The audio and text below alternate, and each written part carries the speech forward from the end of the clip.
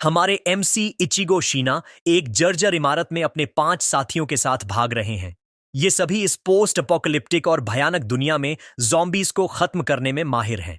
पिछले 5 सालों से इचिगो और कुछ अन्य लोग इसी किल और बी किल्ड सोसाइटी में जिंदा रहने के लिए संघर्ष कर रहे हैं। जब उन्हें एहसास होता है कि ज़ॉम्बीज़ उनके करीब आ रहे हैं, तो उनकी टीम का एक मेंबर उन्हें रुककर लड़ने का सजेशन देता है। एक डेस्परेट कदम उठाते हुए इचिगो और उसके साथी एक लंबा पोल पकड़ते हैं और उसका इस्तेमाल ज़ॉम्बीज़ को पीछे धकेलने के लिए करते हैं। इसके बाद वे एक जीनियस चाल चलते हैं। वे उस पाइप का इस्तेमाल एक ब्रिज के रूप में करते हैं ताकि एक ग्रेनेड सीधे ज़ॉम्बीज़ तक पहुंच सके। ग्रेनेड के फटते ही ज़ॉम्बीज़ का सफाया हो जाता है, जिससे इचिगो और उसकी टीम को आगे बढ़ने का मौका मिल जाता है। अचानक उन्हें अपने ठीक सामने एक सेफ्टी हाउस दिखाई देता है। उनके पास केवल 2 मिनट्स बचे हैं और जोन बंद होने से पहले उन्हें सेफ्टी हाउस के अंदर पहुंचना है। इचिगो याद करता है कि कैसे पिछले 5 साल बीते और वे यहां तक कैसे पहुंचे। 5 साल पहले धरती पर एक ग्रेट कैटास्ट्रोफी हुई थी, जिसने इंसानियत से सुकून छीन लिया। तब से दुनिया भर में स्पेशल जोन्स दिखाई देने लगे, जिनकी डिफिकल्टी का लेवल अलग अलग होता है। स्पेशल जोन्स बाहरी दुनिया से कटे हुए होते हैं और उन हजारों ज़ॉम्बीज़ से घिरे होते हैं जिन्होंने उन इंसानों को अपना शिकार बनाया जो सेफ्टी हाउस तक नहीं पहुंच पाए। इचिगो बताता है कि मिशंस पूरे करना और सेफ्टी हाउस खोजना ही बचने का इकलौता तरीका है। इसके अलावा इससे स्टैट्स बढ़ते हैं और सर्वाइवल के लिए जरूरी आइटम्स भी मिलते हैं। हालांकि जो लोग समय सीमा के भीतर सेफ्टी हाउस नहीं पहुंच पाते, वे खुद ज़ॉम्बी बन जाते हैं। 6 महीने के अंदर ही 80% इंसानियत ज़ॉम्बी बन गई और दुनिया नर्क बन गई। स्पेशल जोन्स में जिंदा बचे इंसान लगातार मजबूत होते गए।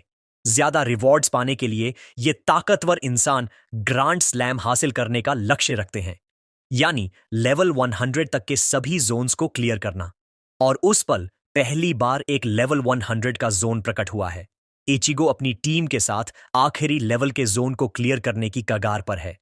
वे इस उम्मीद के साथ सेफ्टी हाउस की तरफ दौड़ते हैं कि वे पहले ग्रैंड स्लैम अचीवर्स बनेंगे। इचिगो अभी अपनी कामयाबी के सपने देख ही रहा होता है कि तभी उनके पास एक विशाल ज़ॉम्बी गेटकीपर प्रकट हो जाता है। इचिगो जल्दी से अपने साथियों को पीछे हटने के लिए कहता है, लेकिन ज़ॉम्बी इमारत में घुसकर उनका सेफ्टी हाउस तक पहुंचने का रास्ता बंद कर देता है। इचिगो को एहसास होता है कि उनके सामने खड़ा यह ज़ॉम्बी उन ज़ॉम्बी से बिल्कुल अलग है जिनसे वे अब तक लड़ते आए हैं।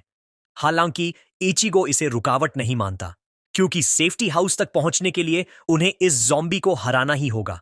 इचिगो अपने साथियों से पूछता है कि क्या उनके पास कोई यूजफुल आइटम्स बचे हैं। वे बताते हैं कि केवल 5 हेस्ट पोशंस और एक पावर पोशन बचा है। इसके बाद इचिगो एक तेज प्लान बनाता है। वह ज़ॉम्बी का ध्यान अपनी तरफ खींचेगा ताकि उसके साथियों को हेस्ट पोशन का इस्तेमाल करके उसे काबू करने का समय मिल सके। एक बार जब ऐसा हो जाएगा, तो इचिगो पावर पोशन पीकर उस पर फिनिशिंग ब्लो करेगा। उनके पास बस एक ही मौका है, इसीलिए इचिगो अपने साथियों को अपना सर्वश्रेष्ठ देने के लिए कहता है। इचिगो को वह पावर पोशन दिया जाता है, लेकिन पीते ही उसे पता चलता है कि उसका स्वाद बहुत खराब है। वह उसे पी तो लेता है, लेकिन जल्द ही उसे महसूस होता है कि वह ज़ॉम्बी के आगे कमजोर पड़ रहा है और उसमें जरा भी ताकत नहीं आ रही। इचिगो सोच में पड़ जाता है कि उसके साथियों ने उसे कैसा पोषण दिया है। तभी उसका एक साथी उसे बताता है कि अब उनकी चमकने की बारी है। पांचों साथी वे पोशंस निकालते हैं जो उन्होंने खुद के लिए बचा कर रखे थे। हेस्ट पोशन के साथ पांचों को बफ्स मिल जाते हैं। दूसरी तरफ इचिगो अभी भी ज़ॉम्बी से जूझ रहा है और उसके स्टैट्स नर्फ हो रहे हैं। इचिगो सोचता है कि क्या उसके दोस्तों ने उसे पावर पोशन की जगह कमजोर पोशन देकर गलती की है। तभी इचिगो सुनता है कि उसका साथी कह रहा है कि यह कोई गलती नहीं थी। असल में उन्होंने जानबूझकर पोशन को ऐसा बनाया था कि वह कमजोर पड़ जाए। इचिगो के पास उस ज़ॉम्बी से लड़ने के अलावा कोई रास्ता नहीं बचता, जो उसे मारने की कोशिश कर रहा है। बिट्रेयर्स का नेता इचिगो को स्टेपिंग स्टोन बनाने के लिए शुक्रिया देता है। वे बिना किसी मदद के उसे ज़ॉम्बी के सामने छोड़कर आगे निकल जाते हैं। घड़ी में कुछ ही सेकंड्स बचे हैं और इचिगो के साथी सेफ्टी हाउस में भागने लगते हैं। ट्रेटर लीडर इचिगो से कहता है कि वह सबको बताएगा कि उसने कितने हीरोइक डीड्स किए हैं। सच तो यह है कि वह उस दिन का इंतजार कर रहा है जब इचिगो खुद ज़ॉम्बी बन जाए ताकि वह उसे खत्म कर सके। इचिगो दर्द में चिल्लाता है। उसे एहसास होता है कि जिन दोस्तों को उसने अपना माना उन्होंने ही उसे धोखा दिया। तभी ज़ॉम्बी अपने लंबे नाखूनों से उसके सीने पर घाव कर देती है। लड़ने के लिए कुछ न होने पर इचिगो सोचता है कि क्या उसने जो कुछ भी दिया उसके बाद उसे ऐसे मरना होगा। सेफ्टी हाउस की टाइम लिमिट खत्म हो गई और इचिगो अपने पूरे सफर को याद करने लगता है। उसे यकीन नहीं होता कि वह सबसे बुरे तरीके से मरा है। वह ज़ॉम्बीज से लड़ता रहा, लेकिन अब वह खुद उनमें से एक बनने वाला है। इचिगो उन लोगों से बदला लेने पर आमादा है जिन्होंने उसे धोखा दिया, भले ही उसे ज़ॉम्बी ही क्यों न बनना पड़े। तभी इचिगो की चेतना धुंधली होने लगती है और उसे एहसास होता है कि वह मर रहा है। सब कुछ अंधेरे में डूब जाता है और जब इचिगो आंखें खोलता है तो वह देखता है कि एक लड़का मनेटा उसके ऊपर खड़ा है। इचिगो किसी हाई स्कूल में है और मनेटा व उसके गुंडे इचिगो से पैसे वसूलना चाहते हैं। इचिगो एक मोटे लड़के के साथ मनेटा और उसके गैंग द्वारा परेशान किया जा रहा है। इचिगो समझ जाता है कि वह अभी उसी रूफटॉप पर है जहां हाई स्कूल में उसे अक्सर बुली किया जाता था। शुरू में इचिगो को समझ नहीं आता कि क्या हो रहा है। वह मोटा लड़का पिटाई से बचने के लिए इचिगो को मुसीबत में डाल देता है और गुंडों को बता देता है कि इचिगो अपने पैसे कहां रखता है। सभी सिचुएशंस को देखते हुए इचिगो समझ जाता है कि वह किसी तरह ग्रेट कैटास्ट्रोफी से पहले के समय में वापस आ गया है। अपने आसपास के माहौल के बारे में जानने के लिए इचिगो मनीटा से तारीख पूछता है। मनीटा को यकीन नहीं होता कि इचिगो में उससे सवाल पूछने की हिम्मत है। मनीटा फिर इचिगो को जल्दी से अपने पैसे निकालने के लिए कहता है, लेकिन अगले ही पल मनीटा देखता है कि उसके चेहरे पर एक ऐसा पंच पड़ा है कि वह सीधे फर्श पर जा गिरता है। उसके गुंडे हैरान हैं और सब एक साथ उसका नाम चिल्लाते हैं। यहां तक कि जो स्टूडेंट्स देख रहे हैं उन्हें भी यकीन नहीं हो रहा कि इचिगो ने मनेटा को गिरा दिया है। इचिगो अब एक डरावने चेहरे के साथ उन बुलीज से कहता है कि उसे अपनी बात बार बार दोहराना पसंद नहीं है। ऐसा लगता है कि इचिगो अपनी ताकत के साथ पास्ट में वापस आ गया है और इसीलिए उसे पूरा भरोसा है कि अब वह किसी का लूजर बनकर नहीं रहेगा। मनेटा की बात करें तो वह हाई स्कूल का 3rd ईयर स्टूडेंट है और असल में एक बुली है। वह स्टूडेंट्स की रक्षा करने के बहाने उनसे पैसे चुराता है और टीचर्स इसके खिलाफ कुछ नहीं कह सकते क्योंकि मनेटा को माफिया का सपोर्ट मिला हुआ है।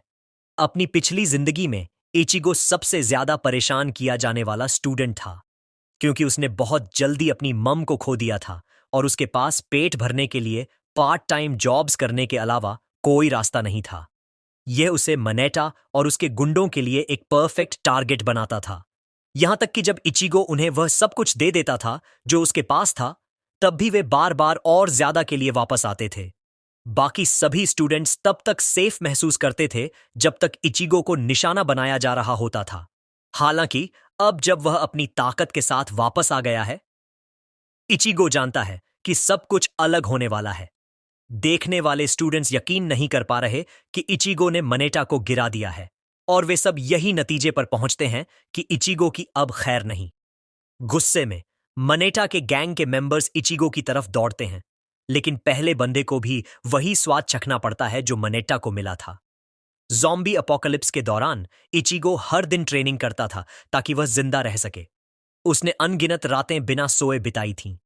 उन वक्तों में वह लगभग मर चुका था, लेकिन उसने हर मुश्किल के बावजूद खुद को जिंदा रखा और अब हाई स्कूल के कुछ बुलीज उसे परेशान करने की कोशिश कर रहे हैं। इचिगो किसी को नहीं बख्शता। वह उनके चेहरों, सीने और जहां भी हो सके दर्दनाक पंचेस बरसाता है। इचिगो को अब बुलीज से नफरत हो गई है क्योंकि उसे उन दोस्तों ने धोखा दिया था जिन्हें वह अपने कॉमरेड्स मानता था, और वे इंसान जिन्होंने अपोकलिप्स की दुनिया में अपनी नैतिकता खो दी थी, वे ज़ॉम्बीज से भी बदतर हैं। वे ऐसे लोग हैं जो अपने स्वार्थ के कारण अपने ही साथियों पर बंदूक तान देंगे। अब जब उसके पास चीजें बदलने का मौका है, इचिगो इसे बर्बाद करने वाला नहीं है। जब इचिगो उसके आदमियों को पीट रहा होता है, मनेटा सोच में पड़ जाता है कि क्या यह वही इचिगो है जिसे वे अक्सर खिलौने की तरह इस्तेमाल करते थे। वह मोटा लड़का भी इस झटके और अविश्वास में था कि इचिगो हमेशा से इतना ताकतवर था। मनेटा अपनी आंखों के सामने जो दिख रहा है उस पर भरोसा करने से इनकार कर देता है। उसे लगता है कि इचिगो ने ऑनलाइन सीखी हुई किसी टेक्निक का इस्तेमाल करके बस एक फ्लूक मारा है। वह गुस्से में इचिगो की तरफ दौड़ता है, लेकिन उम्मीद के मुताबिक इचिगो केवल अपनी बांह से हमले को रोक देता है। मनेटा ने यह भी गौर किया कि इचिगो की आंखों में डर का कोई नामो निशान नहीं है, और इससे भी बुरा, उसके पूरे चेहरे पर ब्लड लस्ट झलक रही है। मनेटा को यह कड़वी हकीकत समझ आती है कि वह इचिगो से डरने लगा है, लेकिन इचिगो अपना आपा नहीं खोता जब वह मनेटा के सिर पर घुटने से मारता है। मनेटा उसके चेहरे से बहते खून के साथ फर्श पर गिर जाता है।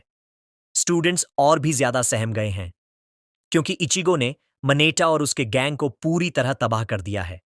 वे भी डरे हुए हैं, क्योंकि उन सब ने कभी न कभी इचिगो को परेशान किया था, और अब उन्हें डर है कि उन्हें भी वही बर्ताव न मिले जो अभी मनेटा को मिला है। इचिगो फिर गौर करता है कि उसके पिछले जीवन की पूरी ताकत उसके साथ वापस नहीं आई है। इसके अलावा उसे अभी भी यह नहीं पता कि आज कौन सा दिन है। वह मुड़कर देखता है कि हर कोई, जिनमें वे लोग भी शामिल हैं जिन्हें उसने पहले पीटा था, हवा में गायब हो गए हैं।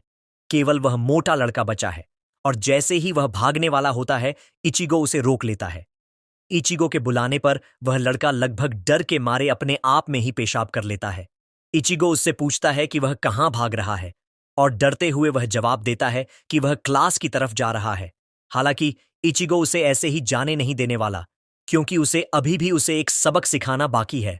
उसे सबक सिखाने के बाद इचिगो को पता चलता है कि वह 20 अप्रैल 2024 में वापस आ गया है। केवल एक महीने में स्पेशल जोन्स दिखाई देंगे, और यह अपोकलिप्स की शुरुआत होगी। इचिगो अपनी ताकत तक पहुंचता है, और उसे एहसास होता है कि वह केवल अपनी 30% ताकत के साथ ही वापस आया है।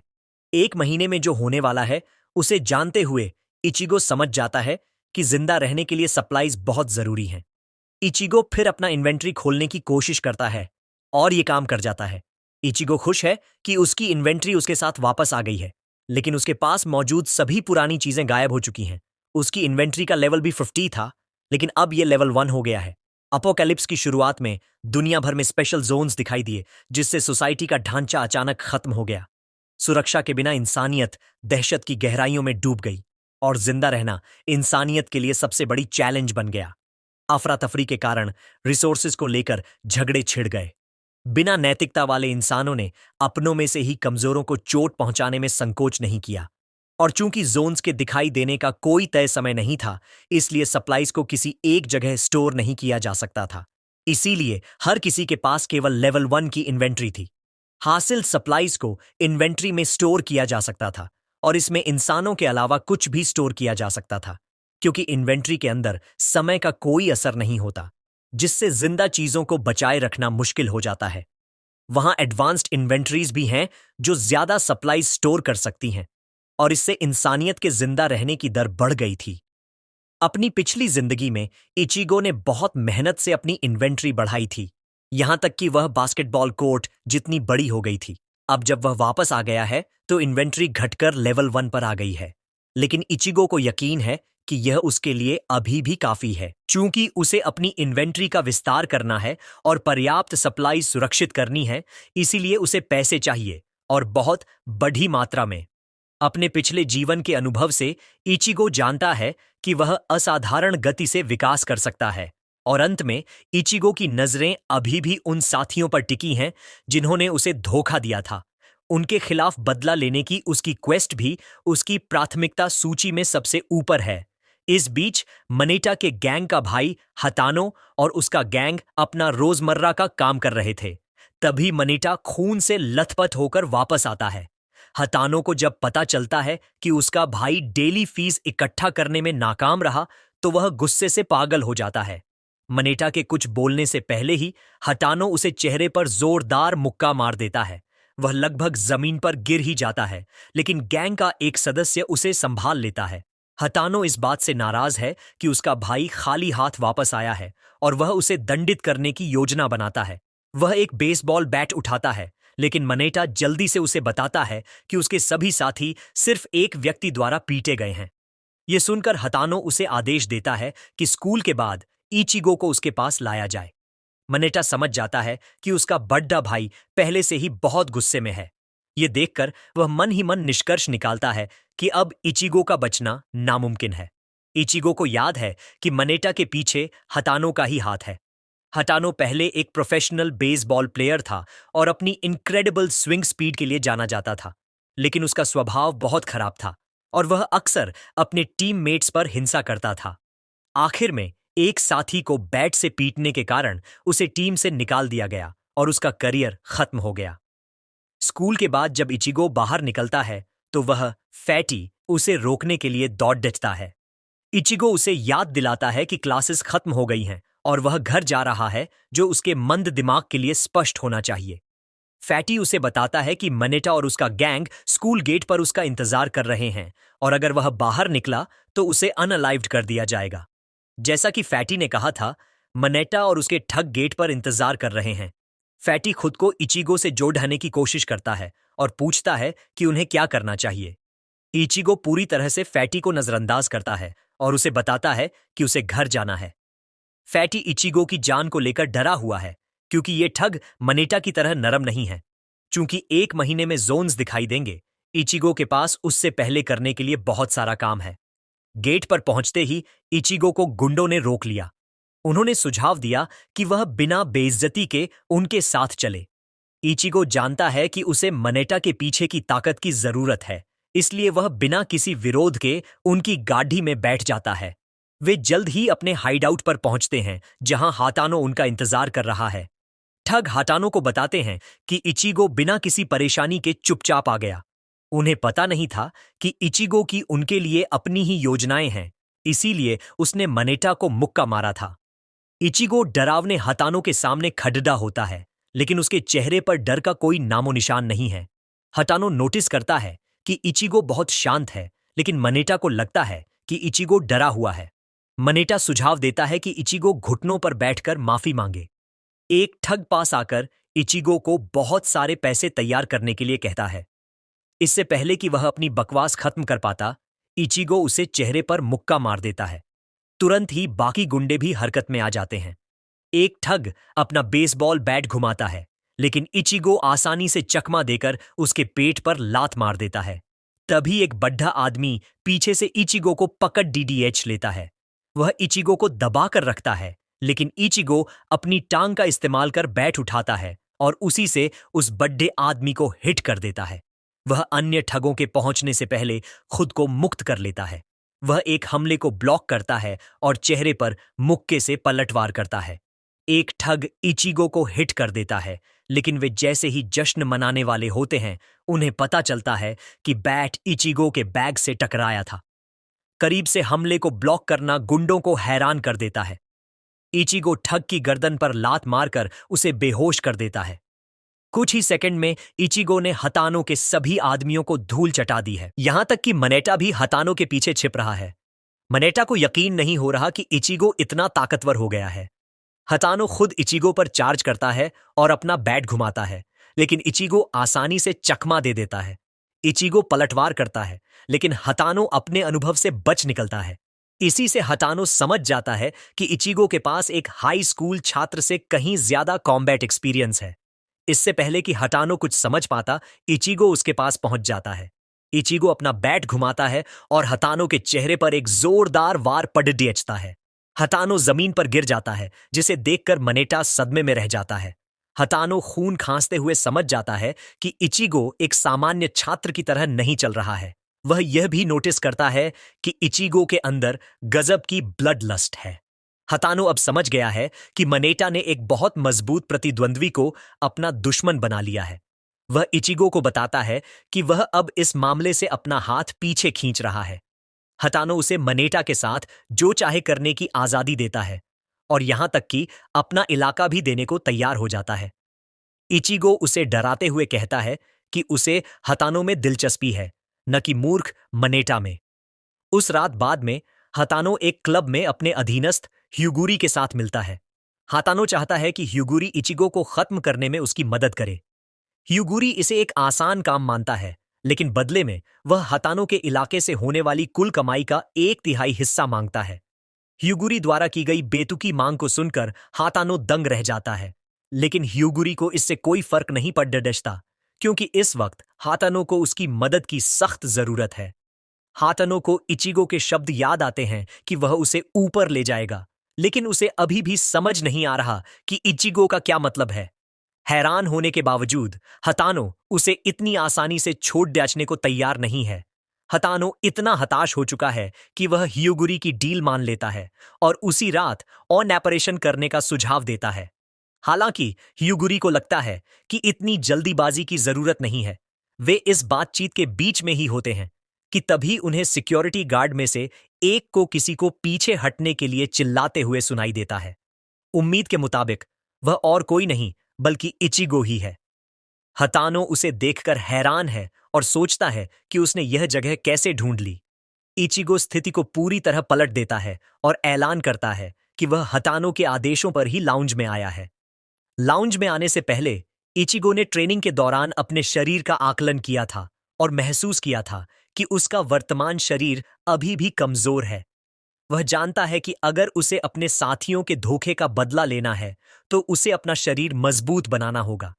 अब जब वह क्लब में है तो हायुगुरी हातानो को डांटता है कि उसने इचिगो को लाउंज में आने कैसे दिया। हातानो उसे बताने की कोशिश करता है कि उसका इचिगो से कोई नाता नहीं है, लेकिन इचिगो यह कहकर बात और बिगाड़ देता है कि उसने बाहर के गार्ड्स को संभाल लिया है और यह सब हातानो के आदेशों पर हुआ है। ह्यूगुरी सीसीटीवी फुटेज मांगता है और अपने आदमियों को बेहोश देखकर चौंक जाता है। ह्यूगुरी का एक आदमी यह मानने को तैयार नहीं है कि इचिगो ने उन्हें पीटा है। उसे लगता है कि इचिगो ने उन्हें नशा दिया है। हतानो अब उलझन में है कि दोपहर में इचिगो ने जो कहा था क्या वह सच हो सकता है। गुस्से में ह्यूगुरी एक बोतल लेकर हतानो पर हमला करता है, लेकिन इचिगो कुछ फेंककर बोतल को फोड़ देता है। यह देखकर हतानो हैरान है कि इचिगो ने यह कैसे किया। वहां मौजूद लोग अब समझ रहे हैं कि इचिगो कोई साधारण छात्र नहीं है, क्योंकि उसकी रिएक्शन स्पीड पागल कर देने वाली है। हियुगुरी अपने आदमियों को इचिगो के पीछे जाने का आदेश देता है। हियुगुरी हतानो की ओर मुद्द कर पूछता है कि क्या वह उसे खत्म करने की योजना बना रहा है। वह हतानो को याद दिलाता है कि संगठन का नियम है कि वे अपनों पर हाथ नहीं उठाते, लेकिन चूंकि हतानो ने पहले नियम तोड़ा है, उसे परवाह नहीं है। हतानो उसे समझाने की कोशिश करता है कि यह सब एक गलतफहमी है। तभी ह्यूगुरी का एक आदमी पीछे से हतानो को पकड़ डीडीएच लेता है। हतानो उसे बताता है कि उसे नहीं पता कि इचिगो ने लाउंज कैसे ढूंढा। ह्यूगुरी उसे बताता है कि उसे इचिगो से कोई मतलब नहीं है। उसकी नजरें हतानो पर हैं, क्योंकि हतानो के पास जो कुछ भी है वह उसे खत्म करके उसका हो जाएगा। यह महसूस करते हुए कि ह्यूगुरी सुनने के मूड में नहीं है, हतानो लड़ने का फैसला करता है। वह अपने पीछे वाले आदमी को पटक देता है और कहता है कि उसका लाउंज में मरने का कोई इरादा नहीं है। हतानो वहां से भागने की योजना बनाता है, क्योंकि स्थिति बहुत खराब हो गई है। हालांकि उसे अभी भी यह नहीं पता कि इचिगो की असली चाल क्या है। हियुगुरी के गूंज इचिगो पर झपटते हैं, लेकिन वह आसानी से उन्हें पीट देता है। यहां तक कि हियुगुरी भी एक सेकंड में दो लोगों को गिरते देख हैरान है। उसे अब इचिगो के बारे में अपनी राय पर संदेह होने लगता है। हियुगुरी कोई जोखिम नहीं लेना चाहता और लाउंज में मौजूद हर किसी को इचिगो पर हमला करने के लिए कहता है। जैसे ही वे दौड़ते हैं, इचिगो उनकी पकड़ से बहुत तेज निकलता है। वह उनके जरूरी अंगों पर मुक्के और लात बरसाता है। एक बार वे उसे पकड़ लेते हैं, लेकिन जब दूसरा व्यक्ति पोल लेकर दौड़ता है तो इचिगो एक अनकॉन्शियस गुंडे को उस पर लात मारकर गिरा देता है। हमलावर गलती से अपने साथी को ही मार बैठता है। इचिगो पीछे वाले गुंडे को जोर से कुचलता है और चेहरे पर कोहनी मारकर उसे खत्म कर देता है। इचिगो पानी की तरह बहते हुए गूंज को ऐसे निपटा रहा है जैसे वे कुछ भी ना हो। वह उनके चेहरे, गर्दन और सीने पर सटीक वार कर रहा है। यह भयानक दृश्य देखकर हियुगुरी डर से कांपने लगता है। उसे यकीन नहीं हो रहा कि इचिगो ने अकेले उसके सभी आदमियों को हरा दिया है। उसे महसूस होता है कि अगर इचिगो ने उसके आदमियों को खत्म कर लिया तो अगली बारी उसकी है। हियुगुरी फैसला करता है कि सबसे अच्छा तरीका इचिगो को वहीं खत्म करना है। वह बंदूक निकालता है, लेकिन हतानो उसके हाथ से उसे थप्पड़ मारकर गिरा देता है। हियुगुरी हैरान रह जाता है और हतानो के कार्यों पर सवाल उठाता है। हतानो कहता है कि वह एक बच्चे पर बंदूक इस्तेमाल होते हुए नहीं देख सकता। ह्यूगुरी उसे याद दिलाता है कि वह खुद भी उसी बच्चे द्वारा पीटा गया था।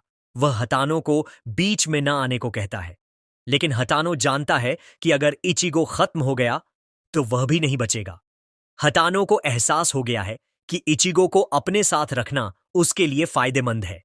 हियुगुरी फैसला करता है कि हतानो को मरना चाहिए और वह बोतल लेकर उस पर झपटता है। हतानो सोचता है कि इचिगो के शामिल होने से वह अब ऑर्गेनाइजेशन का दुश्मन बन चुका है। अगर वह बच भी गया तो ऑर्गेनाइजेशन उसका पीछा करेगा। जैसे ही हियुगुरी पास आता है, हतानो तय करता है कि इचिगो ही उसका एकमात्र सहारा है, भले ही वह अभी सिर्फ एक हाई स्कूल स्टूडेंट हो। हियुगुरी के पास आते ही हतानो उसे चेहरे पर एक जोरदार मुक्का मारकर फर्श पर गिरा देता है। कायर की तरह हियुगुरी फिर से बंदूक की ओर भागता है। वह हतानो पर निशाना साधते हुए कहता है कि वह अब मर चुका है। वह हतानो को बताता है कि उसका एरिया अब उसका हो गया है, लेकिन इससे पहले कि वह ट्रिगर दबा पाता, इचिगो उसकी ओर उड़ते हुए आता है। चेहरे पर एक शक्तिशाली लात मारकर इचिगो ह्यूगुरी को संभाल लेता है। लड़ाई खत्म होने के बाद हतानो बैठ जाता है और जो कुछ भी हुआ उस पर सोचने लगता है। उसे यकीन नहीं हो रहा कि सिर्फ एक दिन में इचिगो ने सबको पछाड़ दिया। इचिगो हातानो के पास जाकर उसे दोपहर की बातचीत याद दिलाता है। हातानो के पास इचिगो से पूछने के अलावा कोई विकल्प नहीं है कि उसने सबको छोड़कर उसे क्यों चुना। इचिगो जवाब देता है कि उसने उसे इसलिए चुना क्योंकि वह वही व्यक्ति था जिससे वह मिला था। हतानो को एहसास होता है कि उसे इसके लिए आभारी होना चाहिए, वरना वह भी उन लोगों में से एक होता जो फर्श पर पड़े हैं। हतानो फिर इचिगो से पूछता है कि वह इस जगह का क्या करने की योजना बना रहा है। इचिगो उसे इसे अपना एरिया बनाने को कहता है और याद दिलाता है कि उसने उसे ऊपर ले जाने का वादा किया था। हतानो कोशिश करने का वादा करता है, लेकिन वह इस बात का जिक्र करता है कि ऑर्गेनाइजेशन इस घटना के कारण उनका पीछा करेगा। हतानो पूछता है कि इचिगो इस संकट के बारे में क्या करना चाहता है। इचिगो जवाब देता है कि चूंकि सबके सामने आना उसके लिए सुविधाजनक नहीं है, इसलिए वह पर्दे के पीछे रहेगा, जबकि हातानो बाहर से सब कुछ संभालेगा। वह हातानो को भरोसा दिलाता है कि जैसे उसने आज रात किया, वैसे ही वह अपना असर बढ़ाएगा और उसे ऊंचे पद पर ले जाएगा। इचिगो चाहता है कि हातानो अपने ऑर्गेनाइजेशन से सारा पैसा ले आए, क्योंकि उसे बहुत सारे कैश की जरूरत है। हतानो यह सुनकर हैरान है और उसे कुछ कहना भी है, लेकिन उसे महसूस होता है कि उसके कुछ भी कहने से कुछ नहीं बदलने वाला। हतानो इचिगो की इस पागल योजना के लिए टोस्ट करने का फैसला करता है। वह उसे शराब का एक गिलास देता है, लेकिन इचिगो यह याद दिलाते हुए चला जाता है कि वह अभी भी एक हाई स्कूल का स्टूडेंट है। फिर इचिगो हतानो से पूछता है कि क्या उसके पास पैसे हैं। हतानो को लगता है कि इचिगो उसे लूट रहा है और वह अपने पास के सारे पैसे उसे दे देता है, यहां तक कि और लाने का भी वादा करता है। हालांकि इचिगो उसे बताता है कि उसे सिर्फ टैक्सी के किराए के लिए कैश चाहिए। हतानो ये सुनकर हैरान है, क्योंकि वह यकीन नहीं कर पा रहा कि उसने ऐसे व्यक्ति के साथ हाथ मिलाया है जो इतना गरीब है कि टैक्सी के पैसे भी नहीं दे सकता। इचिगो फिर हतानो से उसकी मैनपावर के बारे में पूछता है। हतानो बताता है कि ह्यूगुरी के पास करीब 50 आदमी काम करते हैं और स्थिति को स्पष्ट करने के लिए वे उसके अपने लोगों से बेहतर क्वालिटी के हैं। चूंकि ह्यूगुरी को सफाई जैसे खास काम सौंपे जाते हैं, इसलिए उन्हें ऑर्गेनाइजेशन की ओर से हथियार दिए जाते हैं। हतानो के पास भी करीब 30 लोग हैं और इन सब को मिलाकर वे अपनी लड़ने की शक्ति दोगुनी करने में सफल हो गए हैं। इचिगो फिर फंडिंग के बारे में पूछता है। हतानो खुलासा करता है कि फंडिंग के मामले में वह और ह्यूगुरी एक ही नाव में हैं, क्योंकि उन जैसे निचले स्तर के लोगों को ज्यादा पैसे नहीं मिलते। वे ऊपर बैठे लोगों के लिए पैसे जुटाने वाले प्यादे मात्र हैं। वहां ओवन रेन है, जो कसिनो, बार और नाइट क्लब चलाता है। कवास तेरिसा है, जो बॉडीगार्ड सेवाएं संभालता है, और फिर कोयानागावा तात्सुया है, जो सारे फंड का इंतजाम करता है। अगले हफ्ते तात्सुया का जन्मदिन है। यह आम है कि हर कोई उपहार देता है। आम लोगों की नजर में यह उपहार हो सकते हैं, लेकिन जो इस खेल में हैं, वे जानते हैं कि यह ट्रिब्यूट मनी है। जन्मदिन के कारण हतानो और ह्यूगुरी फंड्स जुटाने के लिए चिंतित थे, लेकिन इचिगो की पागल योजना के कारण अब सब कुछ खत्म हो गया है। इचिगो उसे चिंता न करने को कहता है, क्योंकि वह बहुत जल्द उसे ऊंचे पद पर ले जाने की योजना बना रहा है। असल में हतानो इचिगो को डराकर भगाने की कोशिश कर रहा था, लेकिन ऐसा लगता है कि उसकी बातों ने चीजें और बिगाड़ दी। हतानो कॉन्टैक्ट इंफॉर्मेशन साझा करने का सुझाव देता है, लेकिन इचिगो उसे बताता है कि उसके पास सेलफोन नहीं है। हतानो को यकीन नहीं हो रहा कि इचिगो इतना गरीब है कि उसके पास सेलफोन तक नहीं है।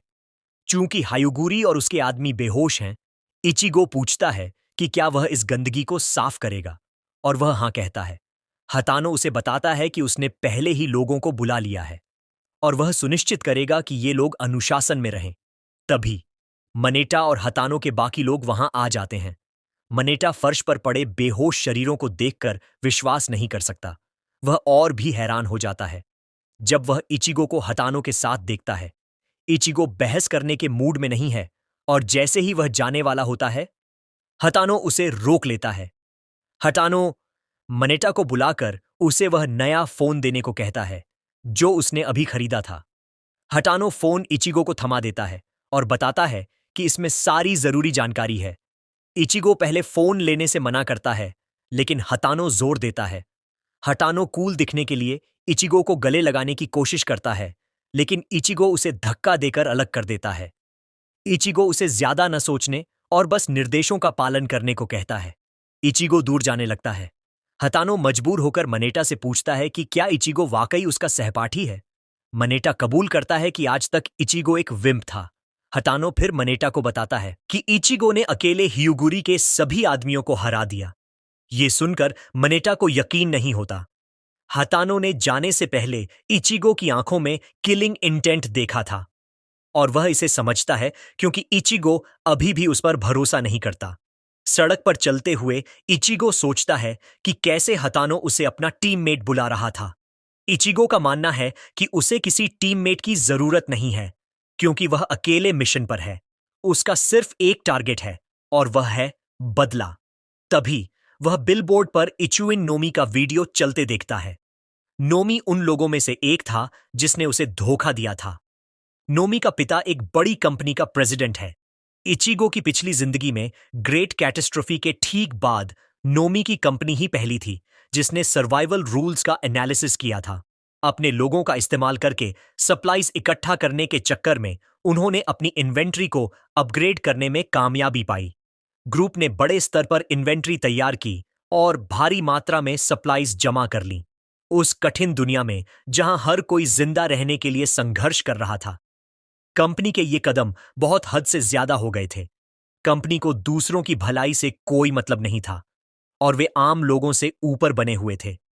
इचिगो जानता है कि भले ही उसने रीबर्थ लिया है, लेकिन अभी उसके पास उनसे कांटेक्ट करने या बदला लेने की एबिलिटी नहीं है। इचिगो ने नतीजा निकाला कि उसे अपोक्लिप्स के लिए और अपना बदला लेने के लिए बहुत पैसों की जरूरत है। वह अपोक्लिप्स से पहले दुश्मन ताकतों को ढूंढकर उन्हें कमजोर करना चाहता है। इचिगो ने कसम खाई है कि वह नोमी द्वारा दिए गए दर्द का 10 गुना बदला लेगा। इचिगो बस के एंट्रेंस पर खड़ा होकर खोया हुआ था। तभी एक दूसरे पैसेंजर ने उसका ध्यान खींचा। इचिगो ने पीछे मुड़कर उस महिला को देखा तो उसे एक ज़ॉम्बी घूरता हुआ दिखाई दिया। अनजाने में उसने रिएक्शन किया और पीछे की तरफ छलांग लगा दी। उसे हैरानी हुई कि जब अभी ग्रेट कैटास्ट्रोफी शुरू ही नहीं हुआ है तो यहां ज़ॉम्बी कैसे है। हालांकि करीब से देखने पर इचिगो को एहसास हुआ कि वह महिला और इलाके में बाकी सब सामान्य लोग हैं जो अपनी रोजमर्रा की जिंदगी में व्यस्त हैं। इचिगो को लगा कि शायद उसे हेलुसिनेशन हुआ है, लेकिन तभी उसने अपने दिमाग में एक अजीब आवाज सुनी। ये वही आवाज थी जो उसने अपने रीबर्थ के समय सुनी थी। इचिगो ने ऊपर देखा तो उसे अपने ऊपर एक स्पेशल जोन दिखाई दिया। इससे उसका डर और बढ़ गया क्योंकि ग्रेट कैटास्ट्रोफी अभी शुरू नहीं हुआ है, लेकिन वह ऐसी चीजें देख रहा है जैसे वह पहले ही हो चुका हो। उसने देखा कि बाकी कोई भी स्पेशल जोन पर रिएक्शन नहीं दे रहा, जिसका मतलब है कि सिर्फ वही इसे देख सकता है।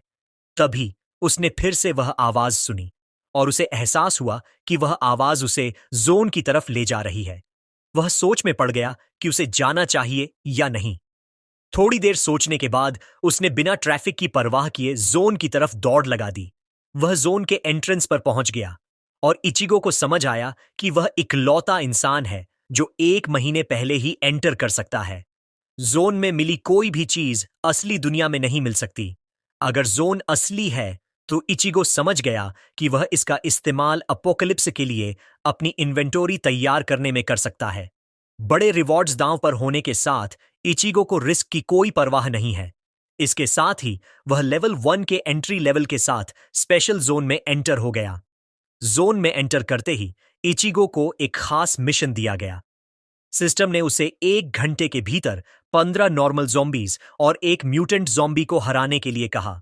साथ ही उसे 1 घंटे के भीतर सेफ्टी हाउस भी खोजना है। इसके लिए उसे एक खास रिवॉर्ड भी मिलेगा।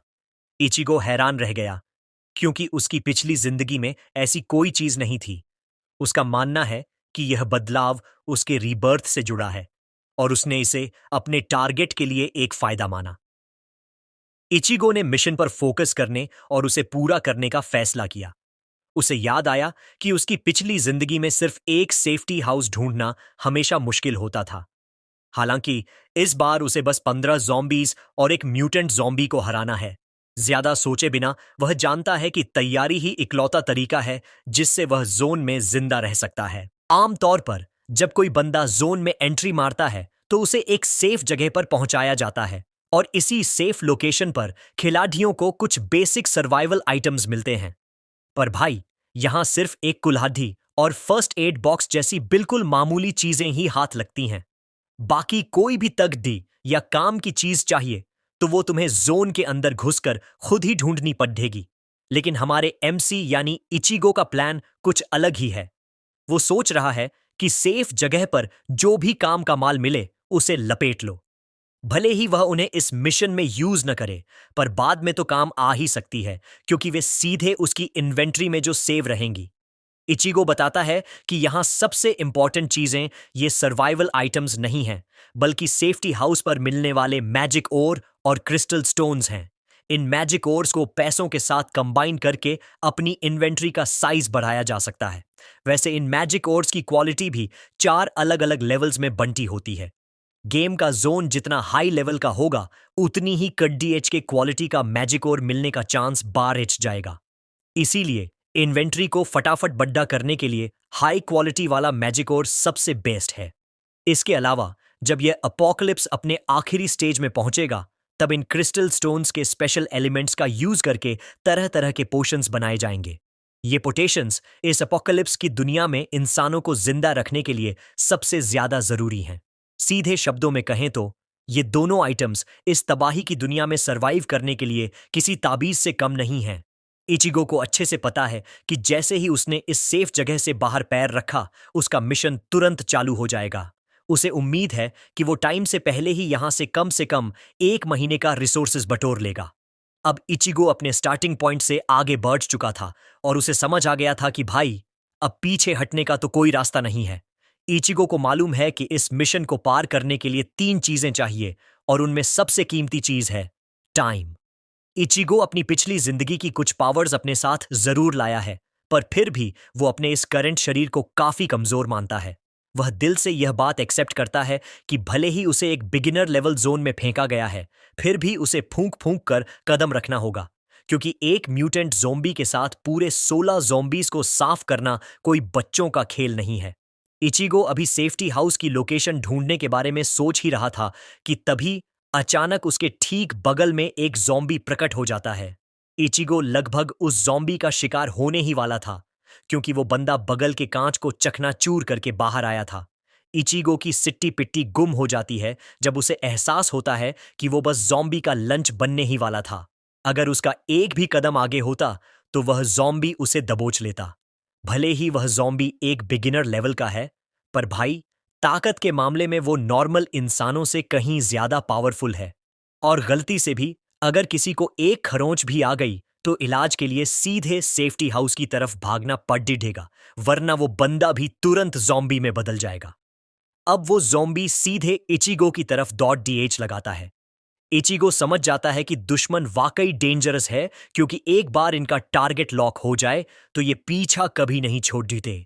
ऊपर से इनकी हरकतों को तुम नॉर्मल तरीके से रोक भी नहीं सकते। हालांकि इन ज़ॉम्बीज की सिर्फ एक ही कमजोरी है और वो है इनका सिर। इचिगो अपने तगड़े एक्सपीरियंस का इस्तेमाल करते हुए जॉम्बीज के हमलों से बचता है और एक का काम तमाम कर देता है। एक जॉम्बी तो निपट गया, पर मिशन पूरा करने के लिए अभी भी 26 मिनट बाकी हैं। इचिगो जानता है कि सेफ्टी हाउस हमेशा स्टार्टिंग पॉइंट के अपोजिट डायरेक्शन में होते हैं। उसे बहुत सावधानी से चलना होगा क्योंकि इस जोन में वो अकेला है और उसकी मदद करने वाला कोई नहीं है। वो अपनी एनर्जी बचाकर रखना चाहता है ताकि फाइनल म्यूटेंट जॉम्बी से एलडीडीएचने के लिए उसके पास पूरी ताकत बची रहे। अभी वो ये सोच ही रहा था कि सीढ़ियों के नीचे उसे एक म्यूटेंट जॉम्बी दिखाई देता है जो उसे घूर रहा है। ये है गाशिन, लेवल 10 का म्यूटेंट जॉम्बी जिसके पास एनहांस्ड आर्म्स और जबरदस्त ताकत है। इचिगो का दिमाग हिल जाता है। गेम के इतने अर्ली स्टेज पर म्यूटेंट? नामुमकिन। इससे पहले कि वो कुछ समझ पाता, जॉम्बी उसे जोरदार पंच मारता है। इचिगो उसे ब्लॉक तो करता है, पर उस हमले की ताकत से वो हवा में उड़ते हुए पीछे जा गिरता है। ये देखकर इचिगो डर जाता है क्योंकि वो गशिन की असलियत जानता है। एक बार इसकी पकड़ डीडीएच में आ गए तो ये आपको कुचल कर मार डालेगा। पिछली लाइफ में इसने कितनों को गशिन के हाथों मरते देखा था। उसे समझ आ गया कि सीधे लड्डी डेचने का कोई चांस नहीं है। वो फुर्ती से इवेड करता है और सीढ़ियों से नीचे भागता है ताकि कोई सूटेबल जगह मिल सके जहां वो गाशिन का सामना कर सके। अपनी पुरानी यादों का फायदा उठाते हुए इचिगो चाहता है कि वो गशिन को ऐसी जगह लाए जहां लड़ाई में उसका पलड़ा भारी रहे। तभी अचानक उसे रास्ते में नॉर्मल जॉम्बीज मिल जाते हैं। एक तरफ गशिन पीछा कर रहा है और दूसरी तरफ नॉर्मल जॉम्बीज हैं। इचिगो समझ जाता है कि वो पूरी तरह फंस चुका है, पर वो हार नहीं मानेगा। वो अपनी पिछली लाइफ के धोखे और सफरिंग को याद करता है। वो किसी भी हाल में सरवाइव करने के लिए तैयार है।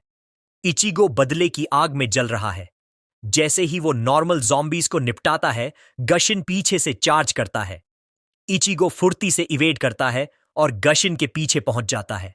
वो एक जोरदार हमला करता है, पर गशिन तुरंत रिएक्ट कर लेता है। इचिगो का वार सीधा सिर पर लगने के बजाय उसके हाथ पर एक मामूली कट लगाकर रह जाता है। इचिगो को अपनी किस्मत पर बहुत गुस्सा आता है। उसे एहसास होता है कि अभी के हालात में गशिन के हाथों पर हमला करके उसे हराना नामुमकिन है। वो और भी बड़ी मुसीबत में फंस चुका है। तभी उसे दिखता है कि फर्स्ट फ्लोर पर सेफ्टी हाउस है। गशिन फिर से उस पर हमला करता है, पर इचिगो आखिरी मोमेंट पर हट जाता है और वो बड्ढा मॉन्स्टर नीचे गिर जाता है। इचिगो राहत की सांस लेने ही वाला था कि वो देखता है गशिन अभी भी फुटपाथ के किनारे को पकड़े हुए है। गशिन फिर से ऊपर चढ़ने लगता है तो इचिगो वहां से भाग खड्डा होता है। सीढ़ियों से नीचे उतरते हुए उसे फिर से जॉम्बीज का ग्रुप मिलता है। अब फंसने के बाद उसके पास एलडीडी डेचने के सिवा कोई चारा नहीं है। वो एक जॉम्बी को उठाकर उसके साथियों पर फेंक देता है। फिर उन्हें दीवार के पास फंसाकर वो अपनी एक्स के जोरदार वार से उन सब की गर्दन उड्डा देता है, पर उसे सांस लेने का मौका ही नहीं मिलता कि गाशिन उस पर कुछ फेंक कर मारता है। किस्मत अच्छी थी कि वो उस हमले से बच गया। फिर वो गशिन को कंफ्यूज करने के लिए तेजी से टर्न लेता है और एक बस के पीछे छिप जाता है। वो अपनी चोटों पर पट्टी बांधता है, पर उसे काड़ी डी डहावी सच्चाई समझ आ जाती है कि सिर्फ एक एक्स और पट्टियां उसे मिशन पूरा नहीं कराएंगी। ये उसकी रिवेंज का सबसे इंपॉर्टेंट स्टेप है। कोई गलती की गुंजाइश नहीं है। इचिगो सेफ्टी हाउस की ओर बढ़ने का फैसला करता है, पर तभी उसे एहसास होता है कि वो स्पॉट हो चुका है। गाशिन एक बस उठाकर उसकी तरफ फेंक देता है। इचिगो को अपनी हालत बहुत गंभीर दिख रही है, पर वो आखिरी मोमेंट पर बस के इम्पैक्ट से बच जाता है। फिर वो छिपने की जगह से बाहर कूदता है और गाशिन के जख्मी हाथ पर जोरदार वार करके उसका दायां हाथ काट देता है। इचिगो जानता है कि अगर उसे मिशन क्लियर करना है तो उसे गाशिन की कॉम्बैट एबिलिटी को टुकड़ों में खत्म करना होगा। अपना काम पूरा करने के बाद वो दूर कूद जाता है, पर उसे पता है कि उसकी एक्स की ड्यूरेबिलिटी बहुत कम हो चुकी है। और सोने पर सुहागा ये कि मरने के करीब पहुंचकर ज़ॉम्बी सीधे रैम्पेज स्टेट में चले जाते हैं। गाशिन की अग्रेसिवनेस अब डबल हो चुकी है। वो किसी पागल की तरह इचिगो की ओर चार्ज करता है। इचिगो का प्लान है उसका दूसरा हाथ भी काटना ताकि मुकाबला बराबरी का हो, पर तभी गाशिन अपनी भारी लात से इचिगो के सीने पर किक मारता है। इचिगो का बैलेंस बिगड़ता है और गाशिन उसके राइट आर्म पर पैर रखकर उसे बुरी तरह कुचल देता है। इचिगो दर्द से चिल्लाता है। उसे लगता है कि उसका वार बेकार गया। वो अब हिल भी नहीं पा रहा है। उसे डर है कि कहीं उसे काट न लिया जाए, क्योंकि अगर वो कटा तो वो भी ज़ॉम्बी बन जाएगा। उसे लगता है कि उसकी पुरानी लाइफ जैसी ही स्थिति फिर से दोहराई जा रही है। वो बुरी तरह कंफ्यूज है और उसे समझ नहीं आ रहा कि उसने क्या गलती की। वो जीना चाहता है, पर सब कुछ हाथ से निकलता जा रहा है। तभी उसे फिर से वो जानी पहचानी आवाज सुनाई देती है, इस बार बहुत क्लियर। वो आवाज उससे कह रही है कि वो अपना बदला लो। अचानक इचिगो को एहसास होता है कि उसके घाव भरने लगे हैं। वो पूरी ताकत जुटाकर गाशिन से दूर भागता है। उसे समझ नहीं आ रहा कि आखिर ये हो क्या रहा है। उसे तो ज़ॉम्बी वायरस का इन्फेक्शन हुआ था, पर वो ज़ॉम्बी नहीं बन रहा, बल्कि उसका घाव भर रहा है। उसे पक्का यकीन हो जाता है कि ये सब उस रहस्यमय आवाज से जुड़ा है। वो आवाज उसी के सिर के अंदर से आ रही है और उसे वो आवाज पहचान में भी आ रही है। इचिगो को याद आता है कि ये आवाज टेल की है, वही लेवल 10 की ज़ॉम्बी जिसने पिछली लाइफ में उसे मारा था। तभी उसे समझ आता है कि टेल भी उसके साथ इस वर्ल्ड में आ गई है। लगता है कि जोन गायब होने से पहले ही टेल उसके अंदर समा चुकी थी और यही कारण है कि उसे तबाही से पहले ही जोन दिखाई देने लगे थे। इचिगो पूरी तरह इम्यून है और उसे ज़ॉम्बी जैसी हीलिंग पावर्स मिल गई हैं। ये सब टेल की वजह से है। वो सोचता है कि क्या अब वो इंसान कहलाने के लायक भी है। वो गाशिन के साथ लड़ाई जारी रखता है। ये कितनी बड़ी विडंबना है कि जिन मॉन्स्टर्स को वो अपना सबसे बड़ा दुश्मन मानता था, आज उनकी ही शक्ति उसे जिंदा रखे हुए है। पर इचिगो को इससे कोई फर्क नहीं पड़ता, चाहे उसे अपना शरीर ही क्यों न खोना पड़े। उसे बस अपना बदला लेना है। इसी निश्चय के साथ वो अपनी एक्स उठाता है और एक जोरदार वार में गशिन को बीच से चीर देता है। अब ज़ॉम्बी पावर के साथ उसका बदला बहुत तेजी से पूरा होगा। वो नोमी और उसके गद्दार दोस्तों को पकड़ डीडीएचने के लिए बेताब है। आखिरकार वो सेफ्टी हाउस पहुंच ही जाता है। वहां उसे अपनी जीत का इनाम मिलता है, बिगिनर्स मैजिक ओर। क्योंकि मिशन के रिवॉर्ड्स पूरे 5 गुना ज्यादा हैं, तो उसे बॉक्स में और भी ओर्स मिलते हैं। वो अपनी लेवल 1 इन्वेंट्री को इन ओर्स की मदद से अपग्रेड करके सीधे लेवल 3 का बना लेता है। वो जोन से बाहर निकलता है। वो बहुत खुश है कि ओर्स काम कर रहे हैं। उसे पता है कि आने वाले कुछ महीने बहुत जरूरी हैं। उसे बस इस बात की पुष्टि करनी है कि उसके पास मौजूद क्रिस्टल स्टोन असरदार हैं या नहीं। इनमें ज़ॉम्बी वायरस होता है, जिन्हें सही से प्रोसेस करके पोशंस बनाई जा सकती हैं। पर भाई, अगर छोटी सी भी गलती हुई तो इंसान सीधे ज़ॉम्बी बन सकता है। गली में वो एक शराबी को एक लेडी डीएचकी को परेशान करते देखता है। लेडी डीएचकी उसे मना कर रही है, पर वो नहीं मान रहा। तभी इचिगो के दिमाग में एक क्रेजी आइडिया आता है। वो शराबी से टकराता है, जिससे लेडी डीएचकी को भागने का मौका मिल जाता है। वो शराबी अब इचिगो को बुरा भला कहता है, पर उसे क्या पता कि उसकी जिंदगी में इससे भी बड़े खतरे आने वाले हैं। अगली सुबह पुलिस उस गली में पहुंचती है, क्योंकि कुछ बहुत अजीब हुआ है। पुलिस ने जगह को सील कर दिया है। लोग अंदाजा लगा रहे हैं कि शायद कोई मर गया है और लाश बहुत अजीब दिख रही है। 2 फॉरेंसिक साइंटिस्ट्स लाश की जांच करने आते हैं। जब वे लाश देखते हैं तो दंग रह जाते हैं। वो एक सूजा हुआ इंसान है, जिसके शरीर पर हर जगह फोड़े पड्ढे हैं। लेडी साइंटिस्ट का रिएक्शन देखकर लगता है कि उसे शायद कुछ अंदाजा है कि ये आखिर क्या हो रहा है।